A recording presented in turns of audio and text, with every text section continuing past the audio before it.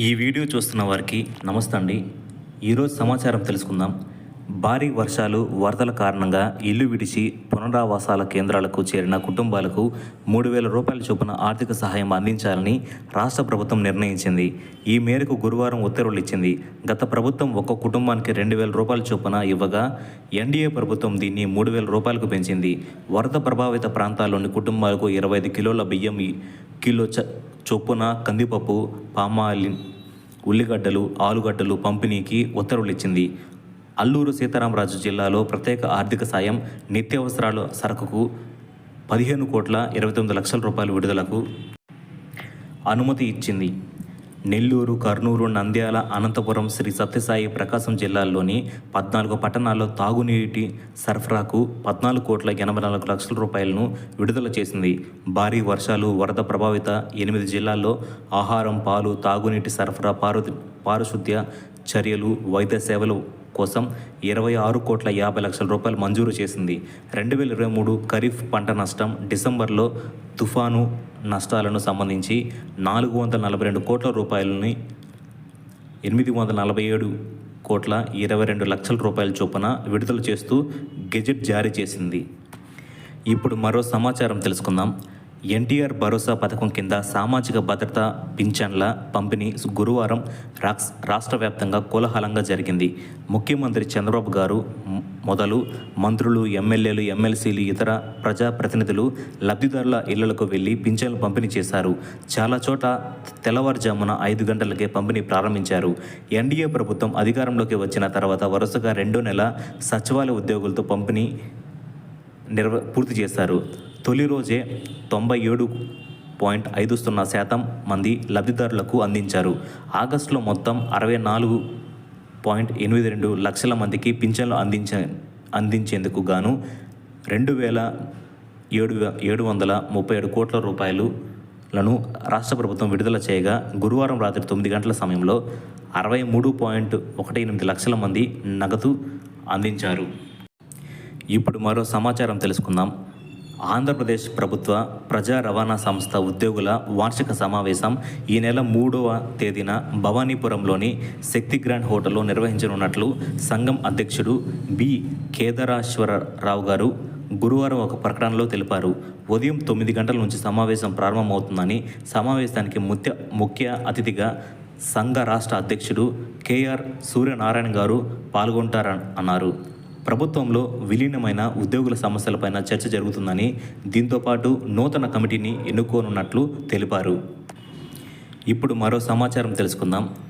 National pension scheme NPS జాతీయ pension పథకంను ఎంచుకునే వేతన జీవులకు అదనపు పన్ను ప్రయోజనాలను కేంద్ర ఆర్థిక మంత్రి నిర్మలా సీతారామన్ గారు బడ్జెట్లో ప్రకటించారు. ఉద్యోగులకు ప్రస్తుతం మూల వేతనంలో సంస్థ తరపున డిడక్షన్ 10% ఉండగా దాన్ని 14% పెంచారు. మీ మూల వేతనం నెలకు 25,000 రూపాయలు అనుకుంటే మీకు ఇదివరకటి కంటే 624 రూపాయలు, 50,000 రూపాయలకు 2,496 రూపాయలు, 1,00,000 రూపాయలకు 9,984 రూపాయలు, 3 లక్షల రూపాయలకు 49,421 రూపాయి, 6 లక్షలకు 1,03,334 రూపాయలు అదనంగా ఆదా కానుంది. ఇప్పుడు మరో సమాచారం తెలుసుకుందాం. మహిళలకు ఏడాదికి 3 ఉచిత సిలిండర్లు, 3 ఫ్రీ సిలిండర్స్ ఇచ్చే అంశంపై ప్రభుత్వం దృష్టి సారించింది.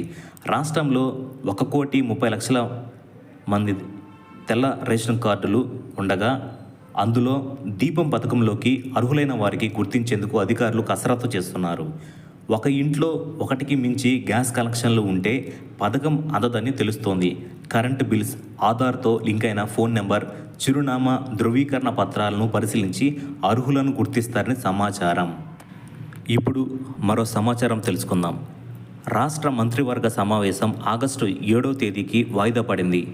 మొదట నిర్ణయించిన ప్రకారం శుక్రవారం ఉదయం 11 గంటలకు మంత్రివర్గ సమావేశం జరగాల్సి ఉండగా దాన్ని 7వ తేదీకి వాయిదా వేశారు. మంత్రివర్గ సమావేశంలో ఉంచాల్సిన ప్రతిపాదనల్ని ఈ నెల 5వ తేదీ మధ్యాహ్నం 2 గంటల్లోగా సాధారణ పరిపాలనకు పంపించాల్సిందిగా వివిధ శాఖల కార్యదర్శులకు ప్రభుత్వ ప్రధాన కార్యదర్శి నీరబ్ కుమార్ ప్రసాద్ గారు ఆదేశాలు జారీ చేశారు. ఇప్పుడు మరో సమాచారం తెలుసుకుందాం. తీవ్ర అనారోగ్య సమస్యలతో బాధపడుతూ పింఛన్లు అందుకునేవారు వైద్య సేవలు పొందేందుకు వీలుగా ఉచితంగా బస్సు పాసులు ఇవ్వాలని రాష్ట్ర ప్రభుత్వం యోచిస్తోంది. గుండె జబ్బులు, కిడ్నీ, తలసేమియా, పక్షవాతం, లెప్రసీ, లివర్, సీవియర్, హిమోఫిలియా తదితర సమస్యలున్న 51,000 మందికి రాష్ట్ర ప్రభుత్వం ప్రతి నెల పింఛను ఇస్తోంది. వైద్య చికిత్సల కోసం ఆసుపత్రులకు వెళ్ళి వచ్చేందుకు వారికి అదనపు వ్యయ ప్రయాసాలు తప్పడం లేదు. రాష్ట్రంలో సుమారు 35,000 మంది వరకున్న మూత్రపిండ వ్యాధిగ్రస్తులకు నెలకు 1-2 సార్లైన ఆసుపత్రికి వెళ్లాల్సి వస్తుంది. వీరిలో పింఛను సదుపాయం కొద్దిమందికి అందుతోంది. మరోవైపు ఆసుపత్రికి వెళ్లేందుకు దూరాన్ని బట్టి వారు 200 రూపాయల నుంచి 600 రూపాయల వరకు భరించాల్సి వస్తుంది. కొందరు 108 అంబులెన్స్ల సేవలను పొందుతున్నారు. రోగిని ఆసుపత్రికి చేర్చడం వరకే అంబులెన్స్లు సేవలు అందిస్తున్నాయి. తిరుగు ప్రయాణంలో వ్యయ ప్రయాసాలు తప్పడం లేదు. అందుకే ఉచిత ప్రయాణంపై ప్రభుత్వం ఆలోచిస్తోంది.